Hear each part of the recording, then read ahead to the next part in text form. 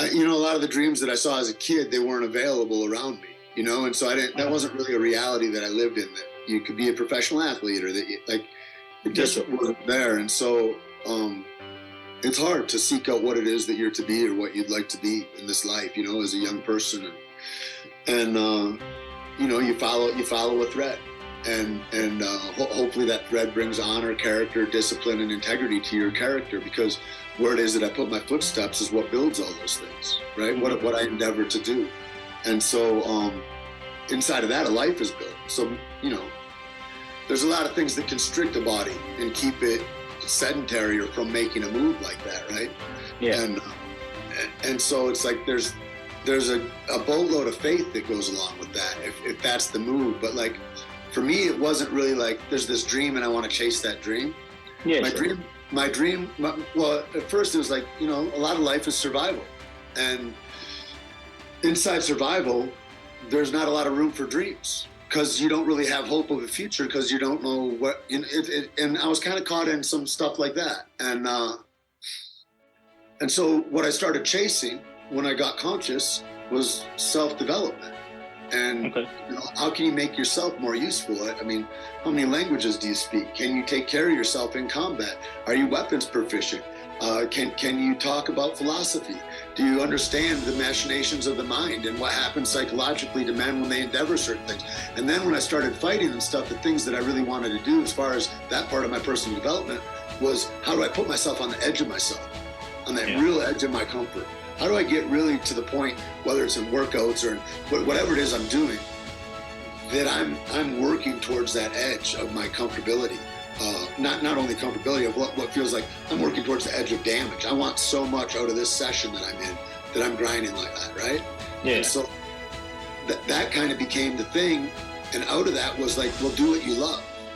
Follow what you love, right? And so it was never like a long lost dream that came. It was like all these things segmented. I felt like I got into a position with myself that I owned myself in a different way, and I saw myself in a different perspective than what the things that maybe constricted me when I was younger were. And I go, well, let's start working.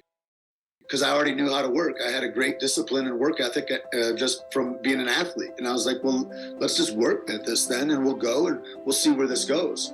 I wish maybe I'd have had more forethought about it, about like, A plus B, it's going to be C following that, like, and you can see down the path. But I was just trying to get proficient with my skill sets and develop myself further in that way as it went on. And it kind of worked out. I mean, everything's perfect, man. It's like, but that's what I did. I didn't have like, the choice is vitally important and almost not important. It's vitally important in like where it draws you to, if it draws you towards a higher place or not, or if you're just looking for base reactions from life.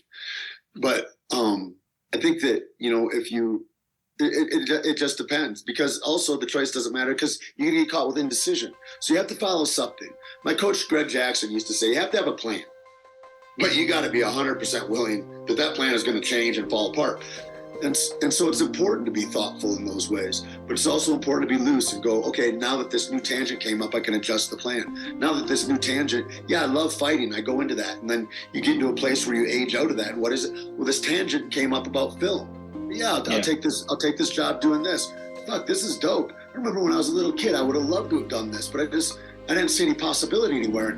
And then, the first time I got a SAG card, I was working security, and I got asked by Master P and his guys at No Limit Records out of Louisiana to come and be in this prison film.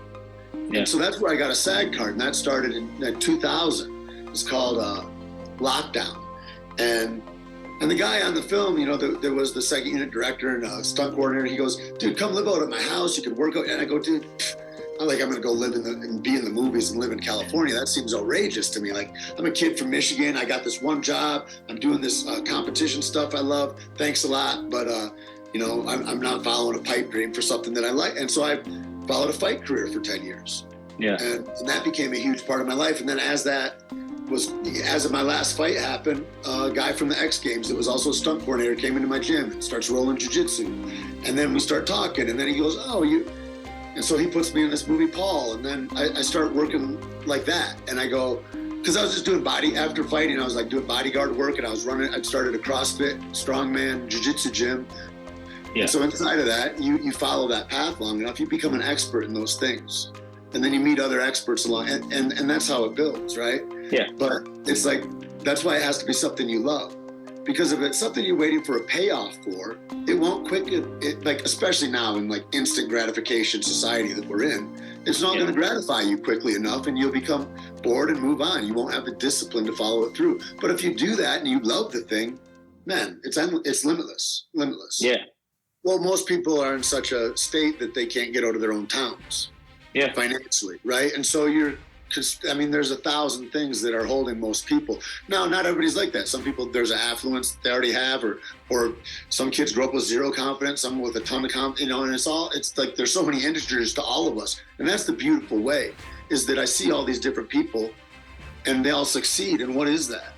The thing is if you get attached to the discipline of action, of good action, right? Because that overwhelm and all the things that constrict and sew you to the, oh my God, I'm frozen by too many choices, right?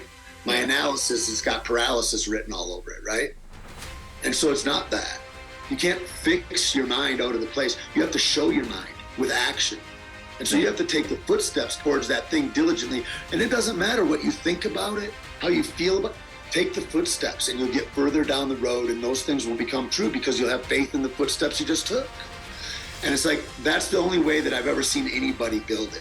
Whether they came from nothing, from something, from full confidence, from intelligence, from stupidity, from whatever. Man, the person that works and goes and puts in concerted work towards a goal, they win. That's what it is, And the mind is what we fight that keeps us from doing that. Why can't I execute? Why can't I follow? Or whatever the things are, right? And so it becomes like that. Like, you got to be a master yourself to master your own mind and your own emotions so that you can put good action into things. But the funny thing is if you got shitty emotions and a shitty mind, that's cool. Because all you got to do is force the right action. And if you keep walking that road, your mind and your emotions will follow. And that's just how it is. And so, I'm glad I didn't miss those things, right? Thinking about, pushing off gratification and doing the hard thing in front of you, right? Yeah. Until your resistance is at a point where you're in control of your resistance doesn't keep you in the chair. All that kind of stuff. I think there's all those things that I can get I got a SAG award for Breaking Bad. I can take all the tension out of my life. That thing doesn't mean anything. It's a paperweight. It's a thing that doesn't get me down the road anymore. My work and my action today does. So, that becomes the thing that I try to focus on, is what's that output? Because that's at the end of the day what matters. And I can feel good about yesterday. I'm real proud of the Mandalorian. But that's not my tomorrow, right? Yeah. That's not nourishing in some way. It's a cool thing I got to be a part of, But these other but that's work also. And that all that stuff is wallpaper. But the stuff I'm talking about how to direct self, well, that's the job. That's the actual job. And it's easy when I get one of these other successes to go, I don't need to do the actual job. No. Always pay attention to the job. Nourish the self, become whole, become useful and supportive of your community. And if you don't, you erode. And that's what'll happen. And so it's like, as these energies change too, how do you balance them? Right? As successes or losses or upheavals, like, who am I amidst the storm? Can I maintain a balance and a calm here regardless of what's happening? And that kind of becomes, my North Star. Right. It's like, at the end of the day, you're dead anyway. Yeah. Are you going to cry? You're dead anyway. You're already dead. You're in decay already. Are we going to try? What would turn you on in this life? We're already dead. What would make it worth it? Autopilot, right? And it's like, that's the perspective. It's like, that's because that's where we are. There's no embarrassment. There's no this. There's no what will they think of me? Because they're all dead too. Yeah. Turn it on while you're here. Let's make some fucking memories, right?